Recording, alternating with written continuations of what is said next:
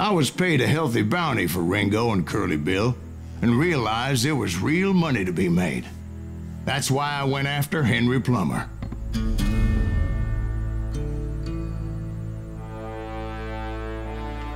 Now, wasn't he the sheriff who augmented his income by shaking down miners and robbing gold shipments? That's the one. Oh, yeah, I remember him. He ran that gang of thieving outlaws called the Innocents. So it's true that you went toe-to-toe with him? Indeed I did, son. Indeed I did.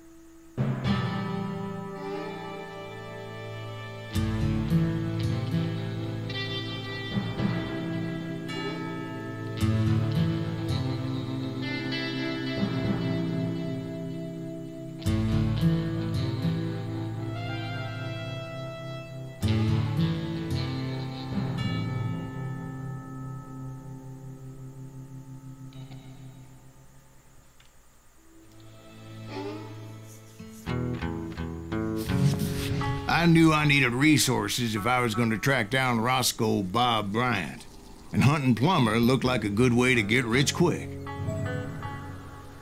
As the local vigilantes exposed him as the leader of the bandits, and put a generous price on his head. Plummer rallied his gang to plunder one last gold mine before making their escape, and that's where I thought I'd find him. Well, I was about to welcome you to the video, but then he went in ahead and interrupted me. Anyway, welcome back to Call of Juarez Gunslinger. We're back here. I'm not exactly sure where. Looks like on top of some canyon. We're gonna go down here, get us some more of these cowboys. As my late father pointed out to me more than once, God made men, but Samuel Colt made them equal.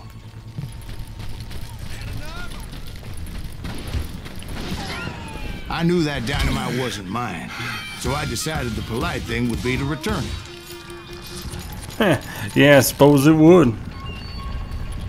It was the biggest gold rush since Sutter's Mill in '48. Unfortunately, prospectors weren't the only ones drawn to those riches. There were thieves and killers, robbing travelers and hijacking gold shipments. Like those that ran with Plummer. Some were just regular folks I knew from town, drawn by greed and easy pickings. Charlie Crow, the blacksmith. Now, what in tarnation? I ran off a tiny little rail.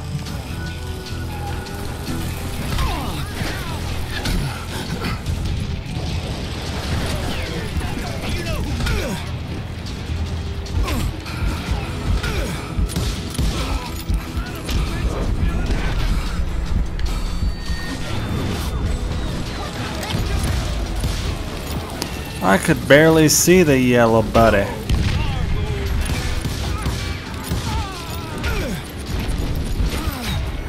What?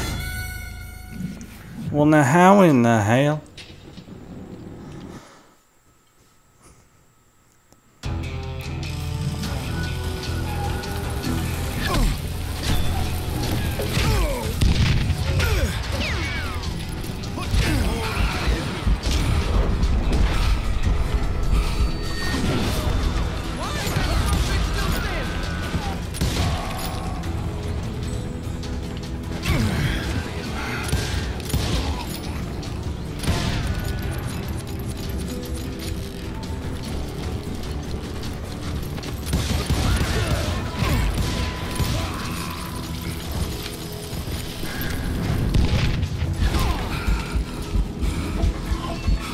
James, who worked in the stable.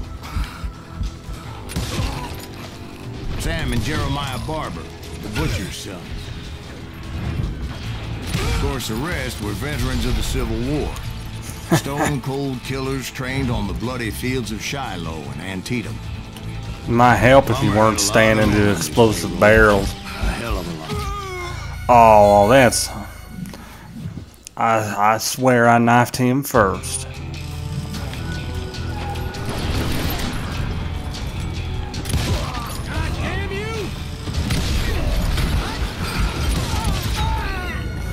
Well, now how did they manage to shoot me?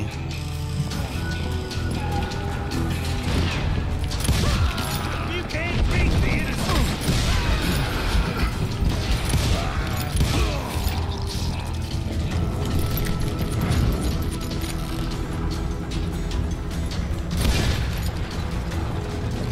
That son of a bitch pretended to protect the public with one hand while stealing them blind with the other. He set up a defensive perimeter which I had no idea how to breach. Dangerous, desperate individuals. I was outnumbered and in way over my head, but I was too damn stubborn and stupid to realize it. I thought I was some kind of hero. I finally made it past and headed on to meet my destiny. But first, I had something I needed to figure out. I had a few ideas on how to get into that mine, but once I made my decision, I knew there was no turning back. So my first thought was to enter the nearest mine portal. I saw an entrance. Made sense. Put that moron. It was the quickest way in, but that also made it more dangerous, as there would undoubtedly be enemy pickets posted along the way. I've already met a couple. Show yourself, coward. How you like that? Ooh, I think I like this pistol. Besides, once you enter a mine like that, it's easy to get all turned around. And that confusing maze of corridors wouldn't even be the worst of it. Some of those shafts could be as deep as hell.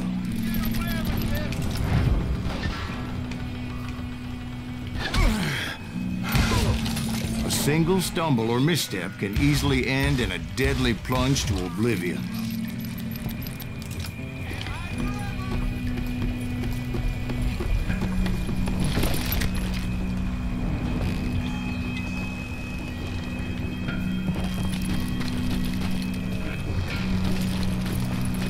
Quick reflexes often make up for a lack of common sense. Luckily, I was never one to be easily bushwhacked. I would just need to be careful not to blow myself to kingdom come. With all that gunpowder and dynamite everywhere, a body has to know what he's shooting at.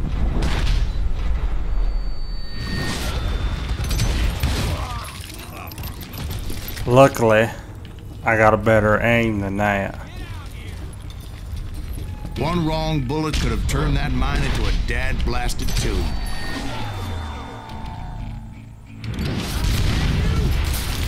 Just like that. I freely admit that my plan of attack was not just moronic, but clearly insane. I ain't going out alone.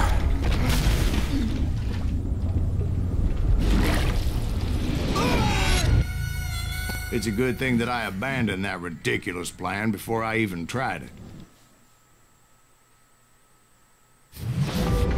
Instead, I spotted a ladder, a way into the mine from the opposite side. Well, now that makes a lot more sense. It was a long way around, but that approach seemed more sensible at the time. Of course, being I had a problem with heights, that scaffolding scared the bejesus out of me. Climbing down that ladder required some caution, because even though I had a younger man's reflexes, no man can dodge a damn bullet while climbing down a rickety ladder. I needed to make a leap of faith, which ain't easy when you're suspended between heaven and hell. I was determined not to give up, however, as Sheriff Plummer seemed quite the despicable character. When the vigilantes discovered what the sheriff was up to, people were outraged. That 10,000 they put on his head would go a long way in helping me find old Bob. And I had made it my mission to settle that score come hell or high water. But first, I would have to make a choice.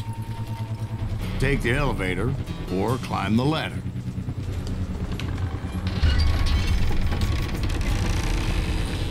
I picked the more convenient and more dangerous route.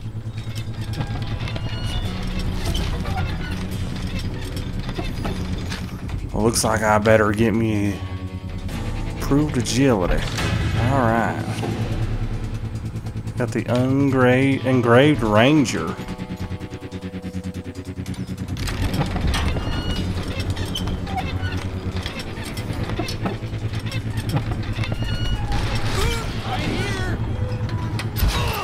Oh well.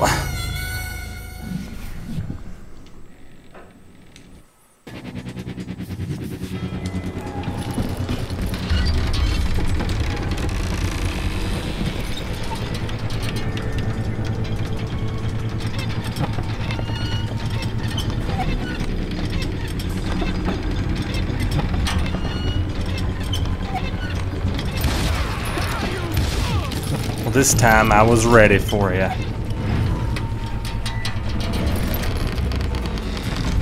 Imagine that.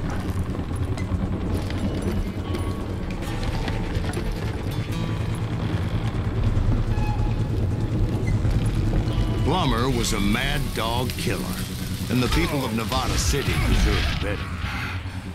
Nevada City? Well, I thought Plummer met his maker in Bannock, Montana. Right, well, he was the sheriff of both places at one time or another, but that's neither here nor there. The point was, taking him down would save a lot of lives, including my own. Well, ain't that the truth? Looks like we got another level on us.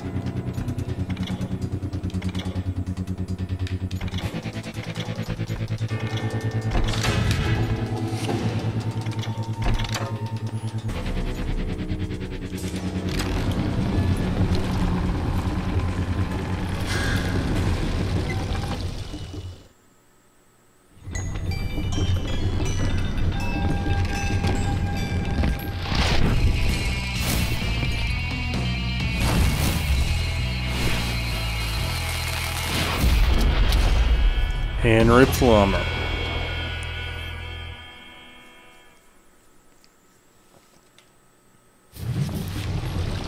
This is gonna hurt! Well, this day is just getting worse and worse for you. Henry Plummer was clearly unhinged, and I could see right away that this was gonna take some doing.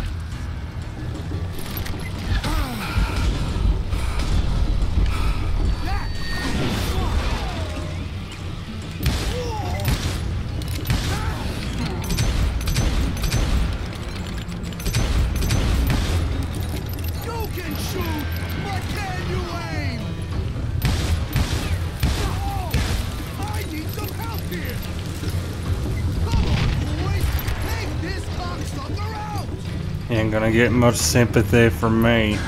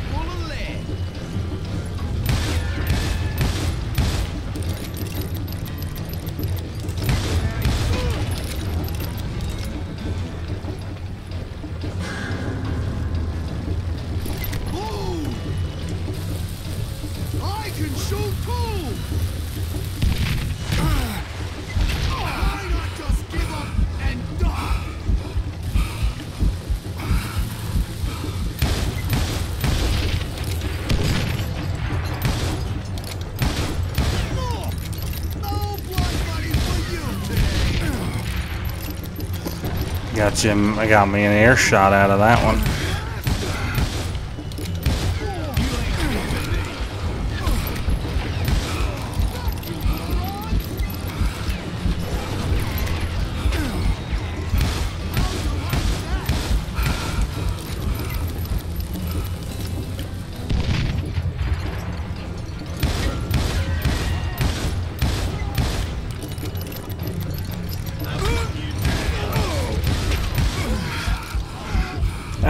That's how Henry Plummer died.